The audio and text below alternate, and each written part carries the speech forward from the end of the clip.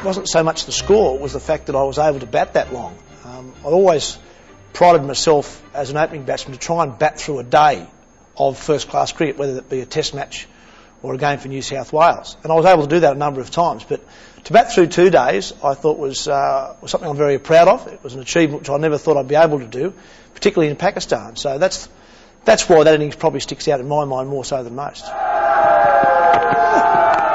Short again. Suddenly Taylor has just found his right level. He's found his confidence. We were all looking forward to seeing this Shoaib Akhtar bowl and seeing what sort of pace he was going to generate. We knew the wicket was a fantastic batting wicket. Tubby started pretty scratchy. I think he got dropped twice before he made 50, and one of them was an absolute dolly at short leg. And then I've never seen him play better. Like punching balls through the covers, off the back foot, with the fielders there. His placement was perfect, and he had all his old power back from 1989. Brilliant. And he's been brought back on into the attack, and the first ball has been hit for 6.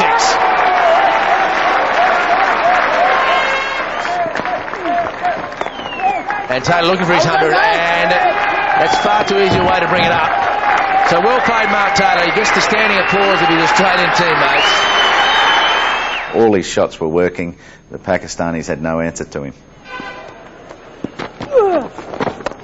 Back and off the back foot, straight down the ground. He really is hitting it so sweetly.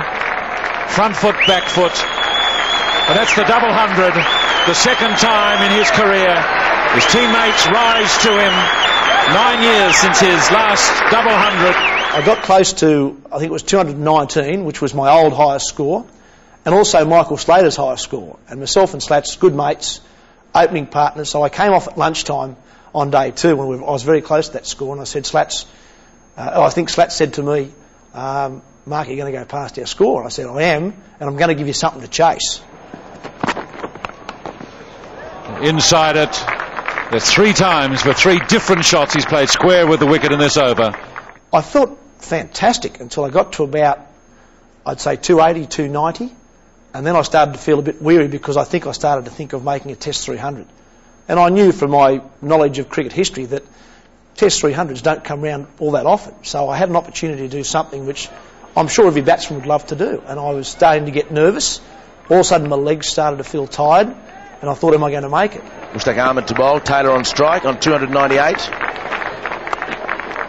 And he gets it through. So Mark Taylor will bring up his 300. He raised his left fist in exhilaration. I remember sort of going, what do you do now? I've made a few hundreds, so I know you've got to raise your bat, take your hat off, and that sort of stuff. But here was 300. And I remember thinking to myself, it's the first time I'd sort of started to lose a little bit of control of myself when I'd batted for nearly 2 days at that stage. And what a moment for Mark Taylor. What a moment for Australian cricket. It's been a long time since an Australian's made 300. There wasn't a huge crowd there, but for me it was a very big moment because I'd achieved something, as I said, that I didn't think I'd ever be able to achieve. And then I started thinking about Sir Donald Bradman's 304, Bob Cowper's 307, and Bob Simpson's 311, and Sir Donald Bradman's 334, because I knew they were the only 4 Australian scores of over 300. So I knew that from my history. There they are, poised on the balcony, the Australians, for this moment in history. Takes it off the hip. So he joins Sir Donald Bradman as Australia's highest scorer in Test cricket. And I end up back on strike for the last 2 balls on 334 not out.